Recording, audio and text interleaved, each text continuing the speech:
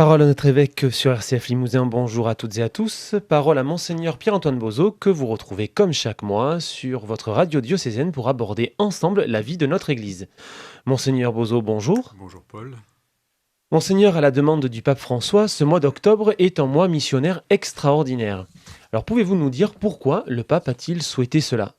Alors il a profité d'une occasion d'anniversaire, c'est l'anniversaire, le 100e anniversaire de la publication de la lettre Maximum Illud du pape Benoît XV, donc 1919, à la fin de la Grande Guerre, où le pape invitait à une relance de l'évangélisation en essayant de faire en sorte que dans les pays de mission, l'annonce de l'évangile soit un peu détachée de la dimension coloniale qu'il avait évidemment remplie d'ambiguïté.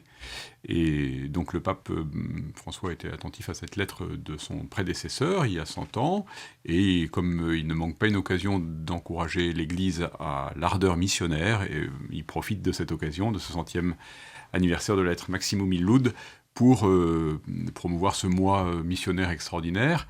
Donc il veut vraiment simplement raviver l'ardeur missionnaire de l'Église, comme il le fait dans beaucoup de ses prises de parole, dans beaucoup de ses documents, en particulier dans la joie de l'Évangile, qui est Evangelii Gaudium, vraiment un peu programmatique pour lui.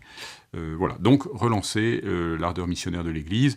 Alors un mois extraordinaire, c'est toujours, vous voyez, quelque chose d'un petit peu ambigu, parce que le risque, c'est qu'on mette le paquet pendant un mois et qu'après on se dit, ça y est, on a fait notre mois missionnaire, maintenant on peut s'occuper des choses courantes. Comme lors de l'année de la miséricorde. Comme lors de l'année de la miséricorde, et évidemment, nous ne sommes pas aujourd'hui, même si nous avons fini l'année de la miséricorde, dispensés d'être miséricordieux.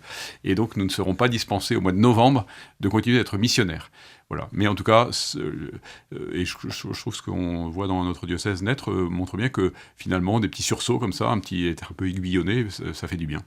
Alors avec ce thème choisi par le pape François et par les œuvres pontificales missionnaires, baptiser et envoyer l'Église du Christ en mission dans le monde, quel message le pape veut-il faire passer et veut-il donner aux chrétiens du monde entier ? Alors je pense que c'est une déclinaison avec d'autres mots de son leitmotiv préféré,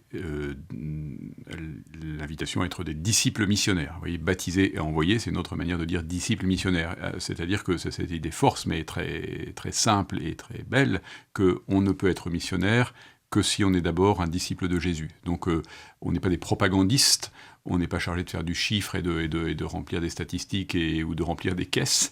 On est chargé de partager le trésor de l'Évangile, le trésor de la foi, le trésor de l'amitié avec Jésus-Christ, et on ne partage que ce qu'on a. Et donc il faut qu'on soit des amis de Jésus, il faut qu'on vive du trésor de l'Évangile. Et donc il nous rappelle la force de notre baptême, il nous rappelle la vie de disciple. Donc il faut d'abord s'attacher à Jésus-Christ, et ensuite on sera missionnaire. Et c'est là que le pape souvent nuance en disant, on est missionnaire, pas en se forçant à être missionnaire, on est missionnaire parce qu'on irradie quelque chose qui nous habite. Voilà. Et donc je pense que la manière dont le pape parle de ce mois missionnaire extraordinaire, ça redit sous une autre forme ce beau thème de disciple missionnaire, mais voilà, c'est quelque chose qu'on n'aura jamais fini de faire rentrer dans la tête des chrétiens, dans la nôtre propre, c'est-à-dire qu'on n'a jamais fini de s'attacher au Christ, et plus on sera attaché à lui, plus on le suivra de près, plus on essaiera de vivre de sa vie, de vivre de l'Évangile, et plus on sera des missionnaires sans se forcer.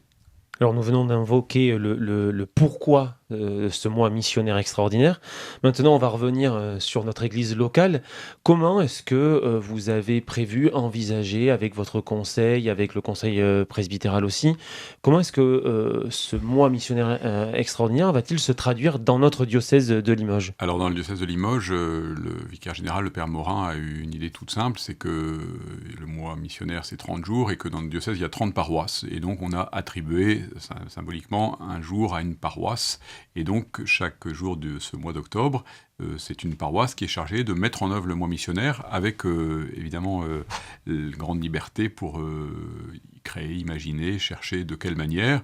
Certains, ce sera plus sous la forme de la prière, d'autres, alors je crois qu'on publiera les initiatives de chaque paroisse, elles ont été créatives, donc c'est beau. Il y en a qui ont décidé que le jour qui leur est imparti, ils iront distribuer des tracts pour inviter à une rencontre à la paroisse, ils iront distribuer des tracts sur le parking d'un Intermarché ou d'un supermarché. Donc voilà, c'est une manière d'aller à la rencontre de gens qu'on ne rencontre pas habituellement, avec un peu d'audace et qui nous sort un peu de nos habitudes. On n'attend pas seulement dans les églises que les gens viennent, mais on va à leur rencontre. Et puis d'autres feront d'autres manières. Donc ça, c'est la créativité des paroisses. Simplement, le diocèse s'est contenté de faire quelque chose de simple, c'est d'attribuer un jour à une paroisse et de demander d'être informé de ce qui s'y passe pour que ça donne des idées, on se donne des idées les uns aux autres.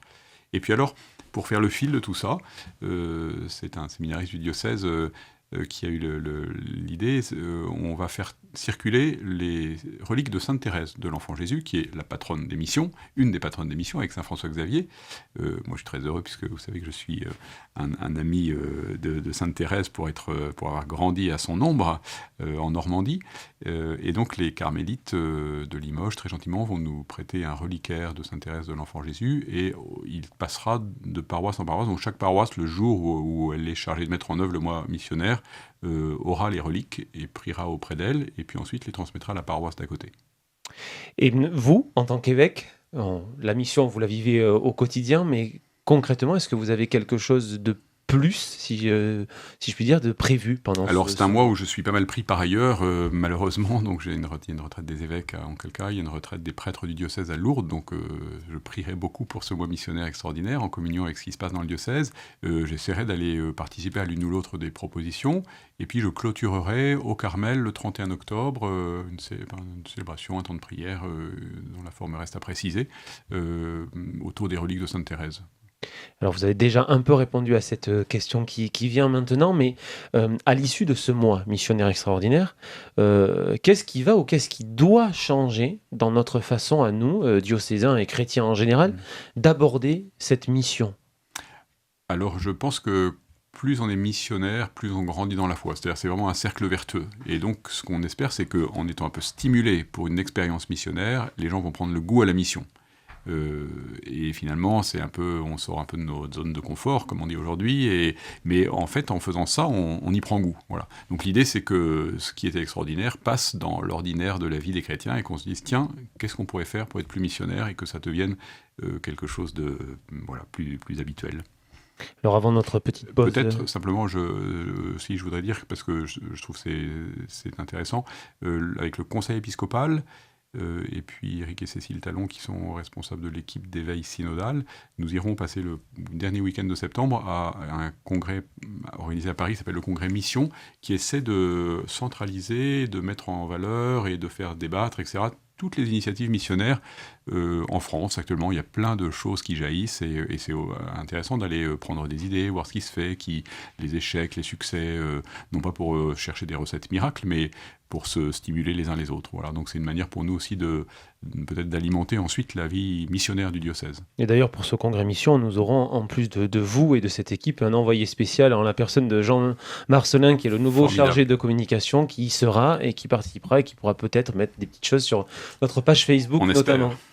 Avant notre pause, je rappelle en effet que vous pourrez retrouver toutes les activités pendant ce mois missionnaire dans les pages du Sillon, puisque le dossier central du journal du Sillon est consacré au mois missionnaire extraordinaire, et bien entendu sur notre site internet du diocèse et sur les réseaux sociaux de notre diocèse. Nous revenons avec Monseigneur Pierre-Antoine Bozo pour notre émission Parole à notre évêque sur RCF Limousin. Alors, Monseigneur, depuis le 10 septembre, le projet de loi pour la révision des lois de bioéthique est examiné à l'Assemblée nationale.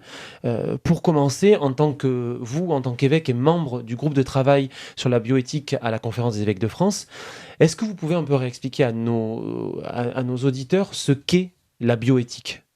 Alors, son nom le dit, l'étymologie, bios et éthique. Donc, ce sont les problèmes moraux, les problèmes éthiques qui sont posés à notre société par toutes les avancées, disons, de la biotechnologie, c'est-à-dire de ce que les découvertes scientifiques et techniques, c'est-à-dire scientifiques telles qu'on peut les mettre en œuvre aujourd'hui au service du vivant, posent comme problèmes moraux à notre civilisation, à notre société et donc pour nous, à notre pays. Donc, comment discerner ce qui est bon pour l'homme dans la mise en œuvre de ce que la science permet. Voilà, la science fait des avancées fulgurantes, extraordinaires. Il faut simplement discerner qu'elles sont bien au service non seulement du vivant, mais de l'homme, donc de sa dignité. Et alors concrètement, avant d'en venir vraiment sur cette révision des lois, mais quelle est la position de l'Église au sujet de la bioéthique? Quelle ligne, on va dire, défend-elle? Même si c'est une évidence, mais Ouais. voilà, pour que ça puisse être redit à nos auditeurs. Alors peut-être c'est important de dire d'abord que l'Église encourage évidemment la recherche scientifique, médicale et biotechnologique. Donc elle n'est évidemment pas opposée, même si elle est opposée à certaines de ses applications, elle n'est pas opposée à la recherche scientifique sur le vivant, C'est la important de le génétique, rappeler. la génomique et toutes ces questions. Donc première chose. Et deuxième chose, elle invite par rapport à ces progrès technologiques à un discernement sérieux. Et elle a, disons, vous voyez, c'est difficile de dire la position de l'Église en général, mais son principe inaliénable, c'est le respect de la dignité de l'homme. Et ce respect de la dignité de l'homme, il se mesure à l'aune de la dignité du plus faible, du plus petit. Voilà, les enfants en particulier. Et donc, respect de la dignité de l'homme. Donc, à chaque fois que les progrès de la science vont contre la dignité inaliénable de l'homme et de la femme, on pense qu'il faut réfléchir avant d'agir.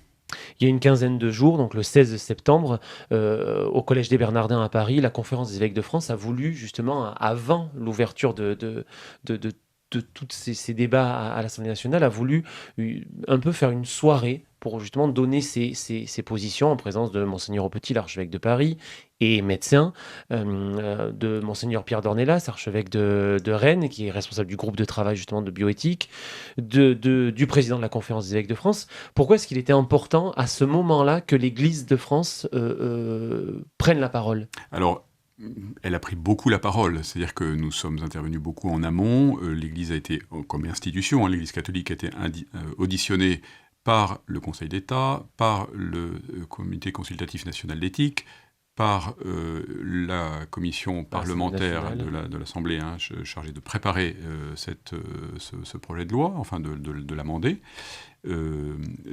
Donc elle a dit ce qu'elle avait à dire aux intéressés.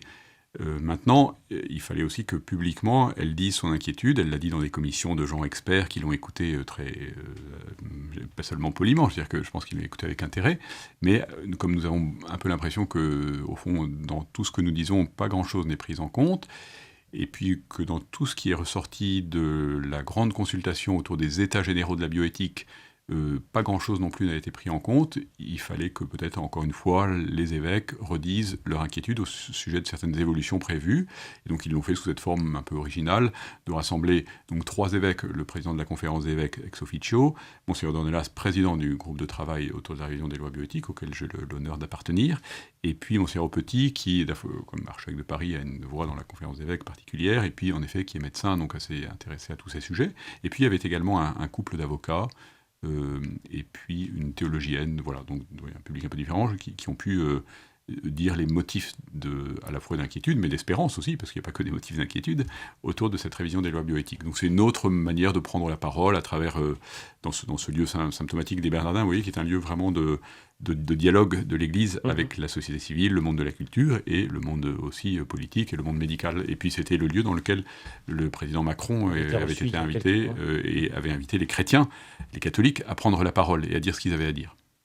Alors aujourd'hui, au centre de cette révision des lois de bioéthique, il y a l'ouverture de la procréation médicalement assistée aux femmes seules et aux couples de femmes. Euh, Ça fait beaucoup débat, on en parle beaucoup. Quelles conséquences cette ouverture-là pour notre société? Ben, multiples. Les conséquences, c'est que c'est un tournant vraiment très très important dans la conception du rôle de la médecine, puisque la médecine qui est faite pour soigner les pathologies, tout d'un coup se retrouve à devoir faire des prestations, on peut dire techniques ou médicales, mais je ne sais pas si on peut dire médicales, en tout cas des prestations qui sont destinées à permettre à des femmes qui ne peuvent pas avoir d'enfants, non pas parce qu'elles sont infertiles, ce qui était le cas jusqu'à maintenant, mais parce qu'une femme toute seule ou 2 femmes ensemble ne peuvent pas avoir d'enfants, de pouvoir en avoir. Donc, on les aide à procréer en détachant complètement la procréation de la relation de l'homme et de la femme et en faisant une prestation technique. Donc, vous voyez, on transforme le rôle de la médecine.